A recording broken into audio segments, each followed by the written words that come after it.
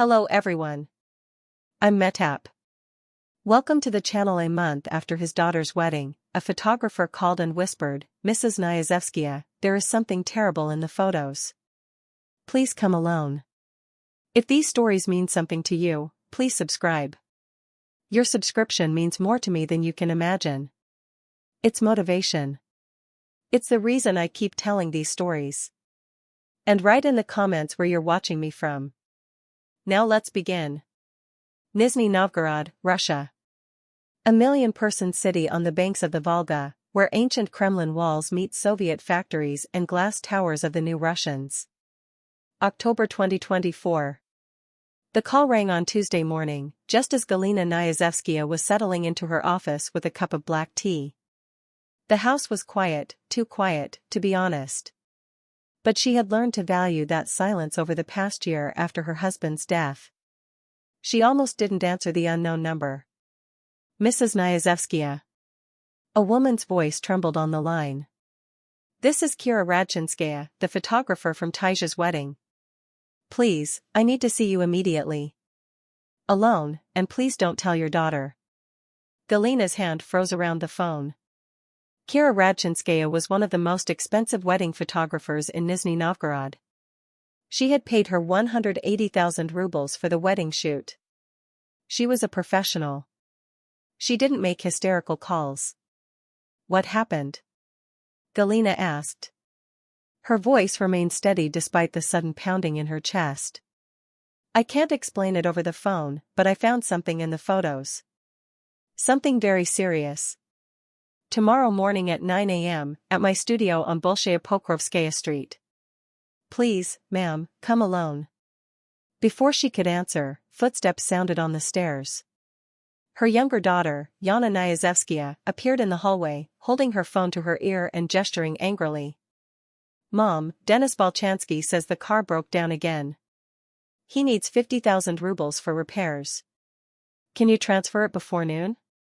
He has a job interview tomorrow and can't take the minibus." Denis Balchansky, Yana's boyfriend, 37 years old, unemployed, had been living in Galina's house for 3 years. 50,000 rubles for a car he had bought for 80,000 just months ago. "I'll come," Galina said quietly and ended the call. Yana was still speaking. "Mom, did you hear me? Denis is very worried. If he doesn't get this job, then, Yana." Yana blinked, surprised by her mother's tone. Galina had never said then. She always said yes. Galina turned back to her desk. But the numbers on the computer screen no longer meant anything. Through the window she saw the gray October sky over Nizhny Novgorod, the golden domes of the Alexander Nevsky Cathedral in the distance, and the heavy, cold Volga River. Everything looked normal. Everything felt wrong. Taisha Nyazevskaya, Galina's eldest daughter, 29 years old. She had married a month ago to Stepan Dobrynensky, 34, an investment banker from the Dobrynensky family. Old money, Soviet-era connections, a country house, an apartment in a prestigious residential complex, the French Quarter. The wedding was everything Taisha wanted. A restaurant on the upper Volga embankment with a panoramic view of the river. 150 guests, live music, a white dress from a Moscow designer that cost more than Galina's first car. Galina paid most of it, 3 million rubles. Money from her husband's insurance, spent to make her eldest daughter happy. Taisha cried when she saw the venue. She hugged her mother and whispered, "Thank you, Mommy, you're the best." Stepan shook Galina's hand firmly and called her the most generous woman in Nizhny. Galina remembered thinking, this is what Fyodor would have wanted, his girls to be taken care of. Now, a month later, a photographer was whispering secrets.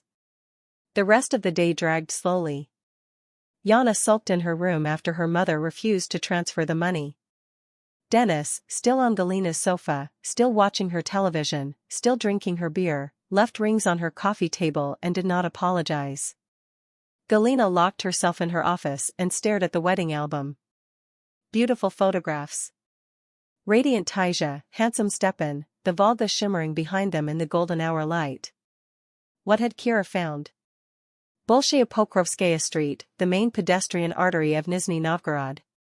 Cobblestones, historic buildings, expensive cafes, street musicians. Soviet charm meeting new Russian wealth. Kira Radchinskaya's studio was on the third floor of a renovated merchant house, a few steps from the drama theater. Galina arrived at 8:50. Her heart pounded under her winter coat. The studio smelled of coffee and photo developer.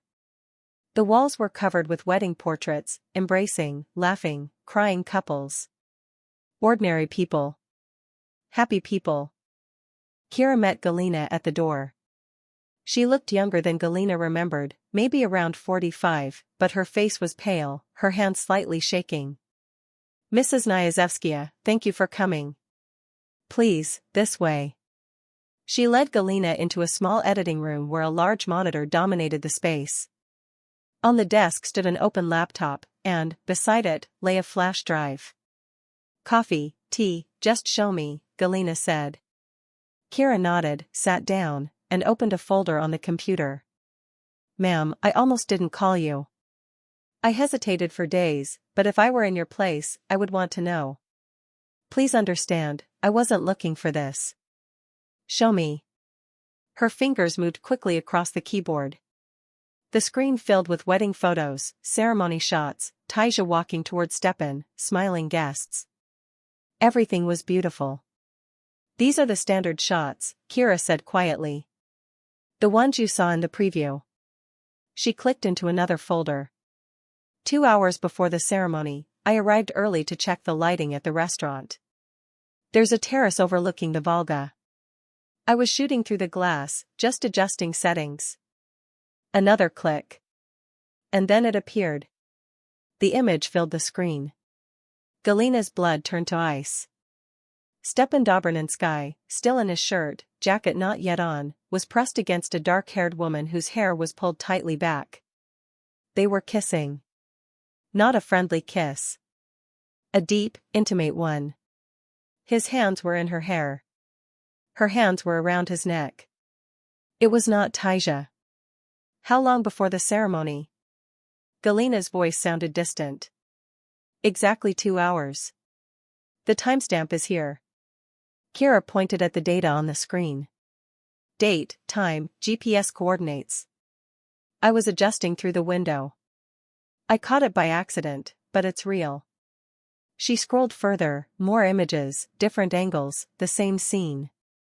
On one photo, the woman's left hand was visible on Stepan's chest. A wedding ring. Gold with diamonds. Do you know her? Galina whispered. Kira shook her head. She wasn't on the guest list. I checked 3 times. I'm so sorry, Mrs. Nyazevskaya. She opened another image, Stepan's face clearly visible. No ambiguity. No drunken mistake. A man who clearly knew what he was doing, 2 hours before marrying Galina's daughter. Galina slowly stood up. Her knees trembled. The room swayed for a moment, then steadied. You can prove the time? All technical data. GPS, timestamps down to the second. It will hold up under any verification. Kira pulled open a drawer and took out a small flash drive. Everything is here. Photos, metadata, technical report. I made copies. Galina took the flash drive and clenched it in her fist. Don't apologize. You did the right thing. The drive back to her apartment on Minina Street felt like moving through fog. Galina drove on autopilot down Pokrovka, past the Kremlin walls, across the bridge, over the Volga. Her hands held the wheel, but her mind was elsewhere. Stepan Dobrynensky, perfect son-in-law, banker from a good family, kissing a married woman 2 hours before his wedding. Then why marry Taija? That question circled like a vulture. Why spend millions on a wedding? Why make vows? Why smile in every photo? What was the real plan? Galina pulled into the underground parking of her residential complex by the embankment, bought with money from her construction materials business. The elevator ride to the 7th floor felt endless. When she opened the apartment door, the TV was blasting. Dennis was on her sofa, feet on her coffee table, a beer bottle in his hand. Galina Fyodorovna, finally I was looking for you about the money for. Not now, Dennis. Galina walked past him into her office and closed the door. Through the wall she could hear Yana's voice, then Dennis's, then both of them laughing. Laughing. She sat at her desk. The flash drive lay in front of her. A photo of her late husband stared from the bookshelf. Fyodor Nyazevsky, died a year and a half ago, heart attack, 59. Gone too soon. Galina opened the wedding budget spreadsheet. Total, 3 million rubles. Venue, catering, photographer, flowers, dresses, band. Everything Taija wanted. But what had Taija insisted on? Only cash gifts. No registry. No household items. Mom, we're starting from scratch. We need flexibility. Money is better. Galina had thought it was practical. Smart, even. Now she wasn't so sure. She took out a notebook and began writing dates, amounts, details that suddenly felt suspicious. Guest list, 150 people. Family, friends, business partners, people who had known Taija since childhood. At the reception, envelopes were everywhere. Taija had hired someone specifically to collect and count them. After the wedding, Taija told her. Mom, people were so generous, almost 1 million in cash and checks. 1 million rubles. Platon Dobrynensky, Stepan's father, had personally handed Stepan a check at the reception. Galina had seen it. 50,000 rubles. Welcome to the family, son. Start your life right. Stepan smiled, put the check into his inner jacket pocket. Thank you, Uncle Platon. We won't forget this. The question returned. Why marry Taija if there was already another woman? If Stepan already had someone else, a married woman, no less, why go through with the wedding? Why make vows? Why smile in photos if the vows meant nothing but the money did? Galina's stomach tightened. That night she didn't sleep. At 3 a.m., she made tea and stood by the window, watching the dark cold Volga flow below. Somewhere in the city, Taija was sleeping next to a man who had already betrayed her before the wedding even began. Or maybe she knew. That thought hit harder than the first. At 7 a.m., Galina showered, dressed, and left before Yana woke up. She couldn't see her. Couldn't see Dennis on her sofa. The bank opened at 9 o'clock. She went to her branch on Alexievskia Street, where she had been a client for 20 years. Manager Amina Volkovskaya greeted her warmly. Galina Fyodorovna, what brings you in so early? I need to check a check, Galina said, sliding a copy across the desk. From my daughter's wedding. A check from Platon Dobrynensky to Stepan Dobrynensky. I need to confirm it was processed correctly. Amina typed. Yes, here it is. Deposited into a joint account opened by Stepan and Taija Dobrynensky on May 15. Joint account, Galina repeated calmly. When did they open it? May 15. About 6 weeks before the wedding. So they planned it. A dedicated account for wedding money. Not years together. Not building a life. Not logistics. Thank you, Amina. Galina left the bank, sat in her car, and didn't turn off the engine. May 15. They opened the account specifically for wedding money. This wasn't romance. It was business. At home, Galina parked in the underground garage and sat for a while. Through the concrete, she could hear the waking city, tram bells, buses, the normal rhythm of life. Then she heard voices above. Yana's window was open despite the October cold. She was on speakerphone. 2 months, maybe 3. Dennis says we'll hold out. Mom always gives in. Another voice. Taija's voice. I have it too. Stepan and I agreed on a 60-40th split in my favor. I'll file for divorce in January. Gifts are legally half mine anyway. Easiest money I've ever made. Galina pressed her back against the cold concrete of the parking garage. Yana laughed. Taya, you're a genius. And Mom is so proud of your perfect marriage. She doesn't see anything at all. She sees exactly what I want her to see, Taija replied. You distract her with Dennis and all this car drama. When I ask for a down payment for an apartment, she won't even think of saying no. I'm already working on it. Yesterday I asked for 50,000 for repairs, she said no. But she'll change her mind. She always does. Perfect. I love you, sis. I love you too. Talk soon. The call ended. Galina stood in the parking garage for a long time. Her daughters were both using her, planning, laughing. Taija's marriage was fake, a business deal designed to collect wedding gifts and then end in divorce. Yana and Dennis were counting the days until Galina would buy them an apartment, just so she would get them out of her house. Easiest money I've ever made. Galina slowly walked to the elevator, went up to the 7th floor, and opened the door. Dennis was still on the sofa, feet on the table, beer in hand. Galina Fyodorovna, I was just. She walked past him into her office and closed the door. Then she opened her laptop and searched. Family lawyer Nizhny Novgorod. The third result was Arseny Dobrynensky, specialist in asset protection, inheritance law, and family disputes. 20 years of experience. Good reviews. Office on Menina Street, 10 minutes from her apartment. She booked an appointment for the next morning at 9 a.m. Then she leaned back in her chair and looked at her husband's photo. Fyodor, she whispered. Forgive me, but your daughters, they are not who we thought they were. The next morning, October 15th, Arseny Dobrynensky's office was located in a pre-revolutionary building on Menina Street, beautifully restored, parquet floors, high ceilings, a view of the Kremlin walls. He was around 60, gray-haired, calm, the kind of man who had seen everything. Please sit, Galina Fyodorovna. Tea? Black, thank you. He poured from a ceramic teapot and sat opposite her.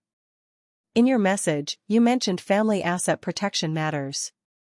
Tell me what's going on. Galina placed a flash drive, a wedding budget sheet, and her notebook on the table. 3 months ago I paid for my daughter's wedding, 3 million rubles. A month ago, a photographer showed me pictures of my son-in-law kissing another woman 2 hours before the ceremony.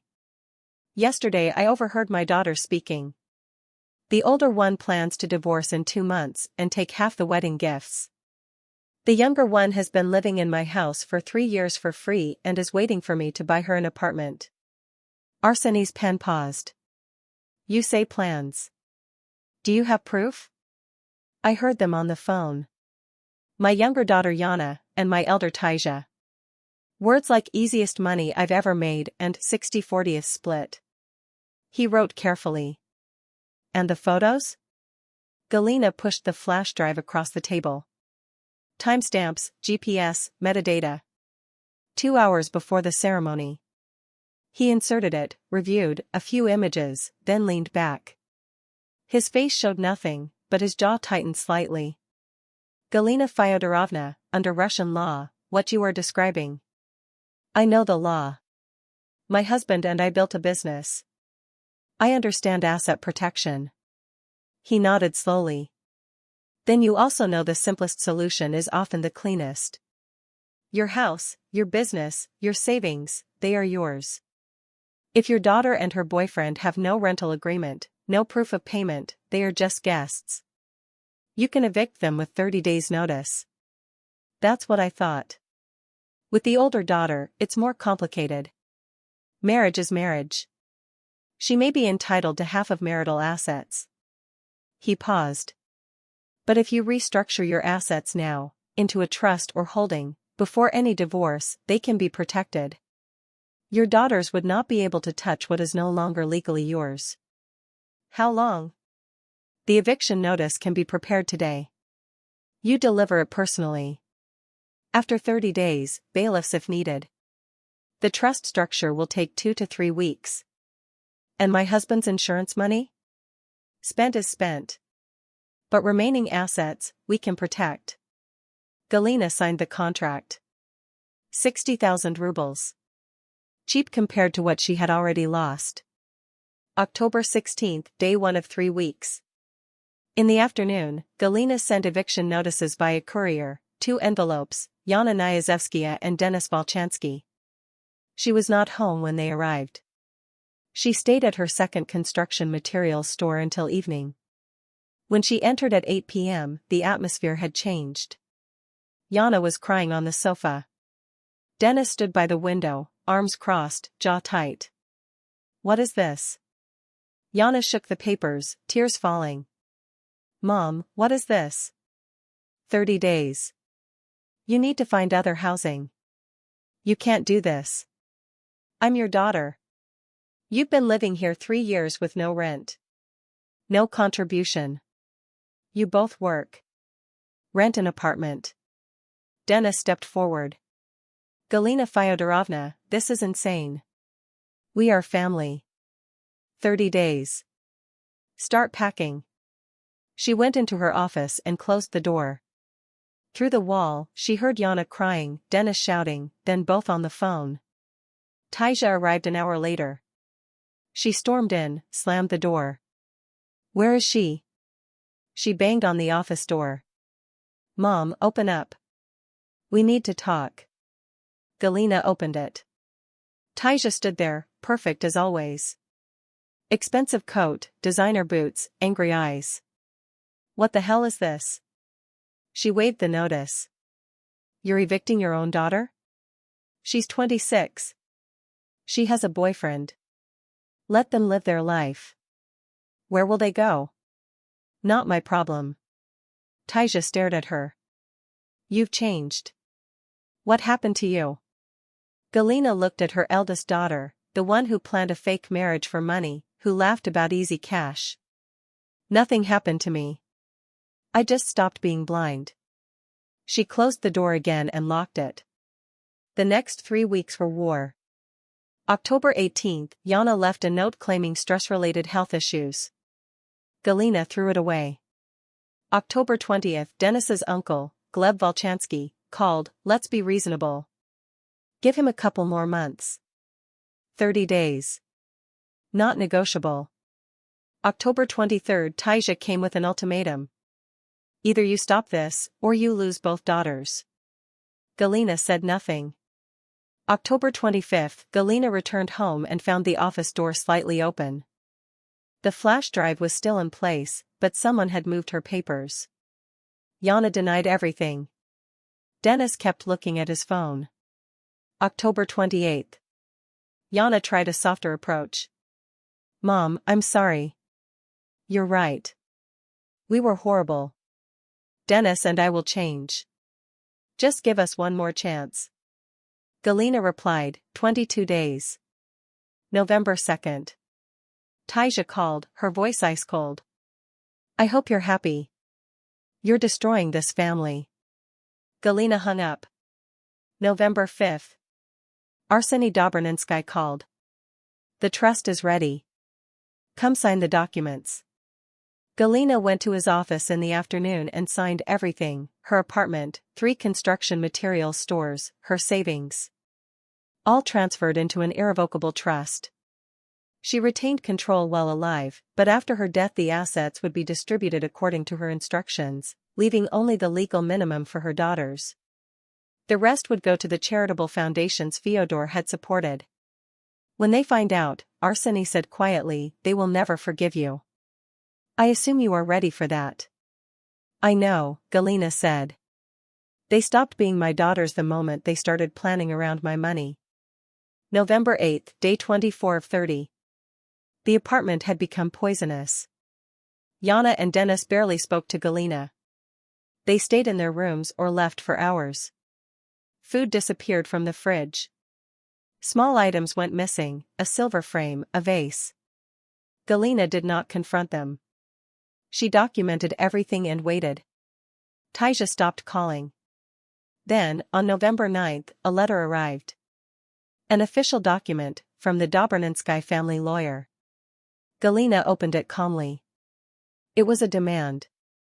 Taja and Stepan, through their attorney, requested clarification regarding family assets and expected inheritance. The letter mentioned possible legal action to ensure fair distribution of the family wealth. Galina laughed, out loud. She forwarded the letter to Arseny with a single line. "They're starting early." He replied within an hour. "Let them try. The trust is airtight.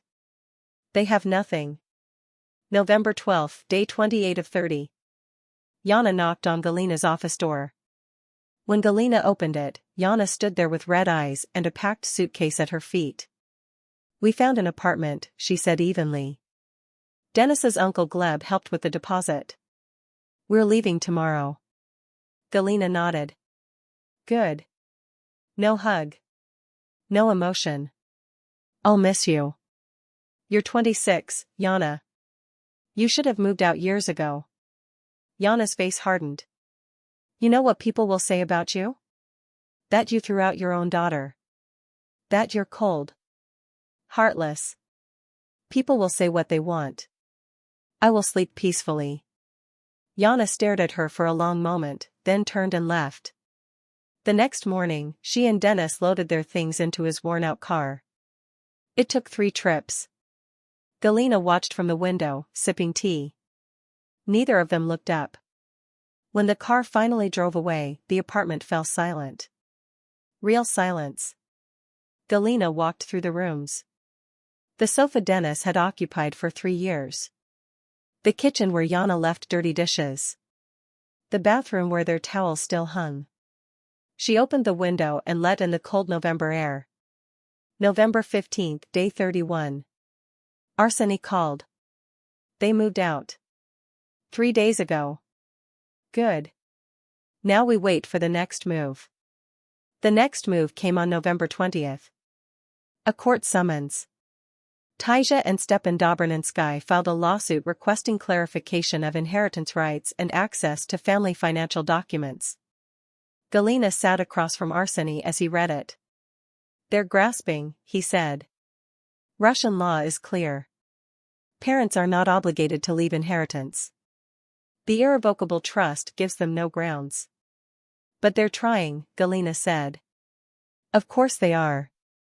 They thought they would get millions. Now they're desperate." Galina looked out the window at the Kremlin walls. "What should I do?" "Nothing. We respond. We wait. The court will dismiss it within months." "And Taja's marriage?" Arseny gave a slight smile. "Interesting development.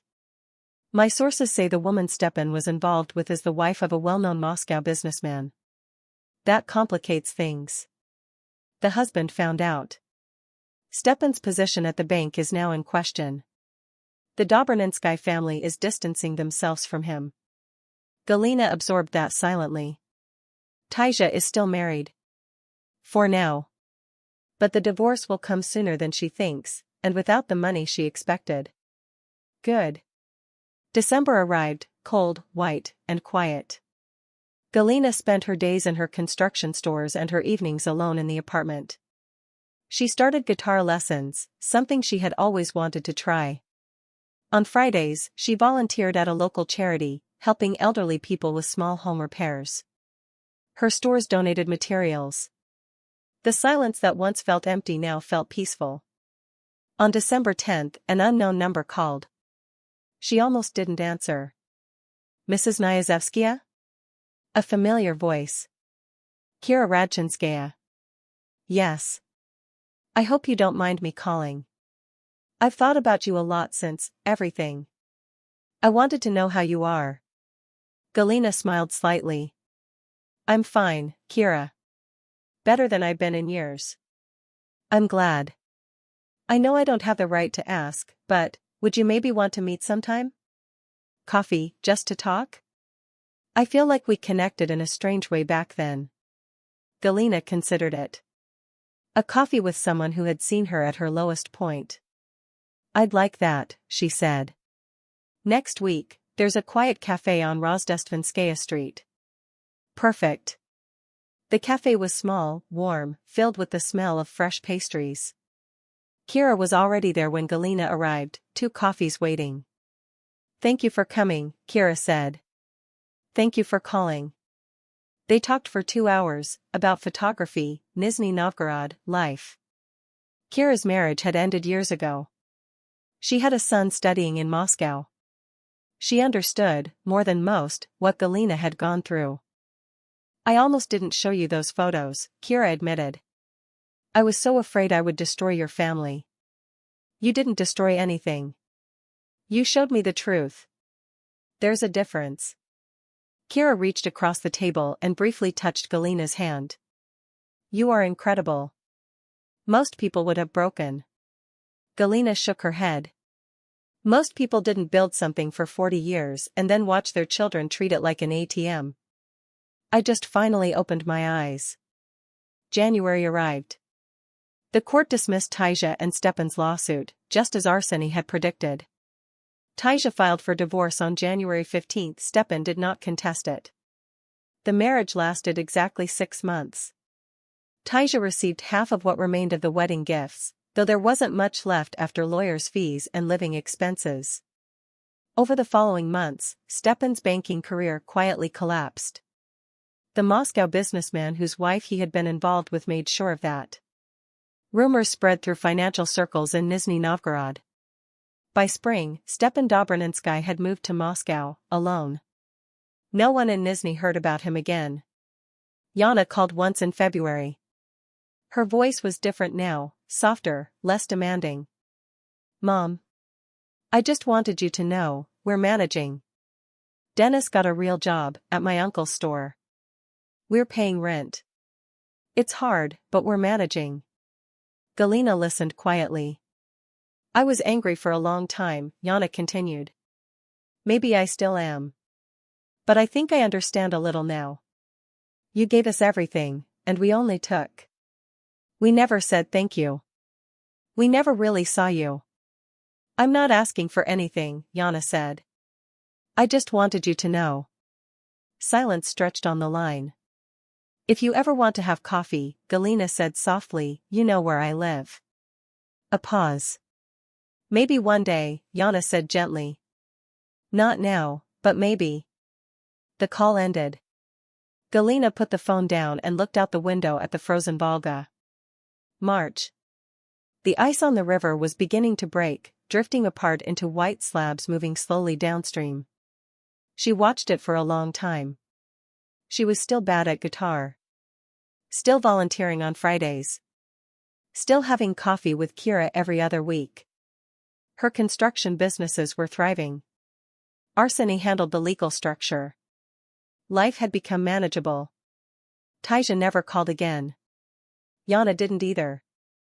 But one cold March evening, a handwritten letter arrived. Yana's handwriting. "Mom, I don't expect you to forgive me. I don't expect anything. But I want you to know, I'm marrying Dennis. We're not asking for money. We're not asking for anything. I just thought you should know. If you want to come, the wedding is April 3rd. Very simple. Just a civil ceremony and lunch. No photographer, no pressure, no expectations. Yana." Galina read the letter 3 times. Then she picked up her phone and called Kira. "My younger daughter is getting married," she said. "She invited me. Will you come with me?" She looked at the Volga. The ice was finally breaking, flowing freely. "Yes," she said. "I think I will go." April 3rd. A small registry office on Oktyabrskaya Street. Gray sky. Cold wind. Yana in a simple white dress. Dennis in a clean suit. 10 guests, Dennis's uncle Gleb, a few friends. No Taisha. Galina stood at the back, watching her daughter say her vows. Real vows, she thought. Not like the ones from the wedding she had paid for. After the ceremony, Yana walked up to her, nervous. "Mom, you came?" "I said I would." They stood in awkward silence for a moment. Then Yana hugged her tightly, desperately. "I'm sorry," she whispered. "For everything." Galina held her daughter. "I know. That evening, back in her apartment, Galina made tea and sat by the window. The Volga shimmered under the April moon. Somewhere out there, Taisia was living her life. Yana was beginning hers. Galina thought about the photographs, the overheard conversations, the months of war, the silence, the peace. She had lost her daughters in one sense, but she had also found herself. Her guitar stood by the wall. Next lesson on Friday. Her phone buzzed. A message from Kira. Coffee next week at the same place? Galina smiled and typed back. Same place. She leaned back in her chair, wrapped her hands around a warm cup, and watched the river flow toward tomorrow. Thank you for listening. If this story touched you, please like, share, and subscribe to my channel.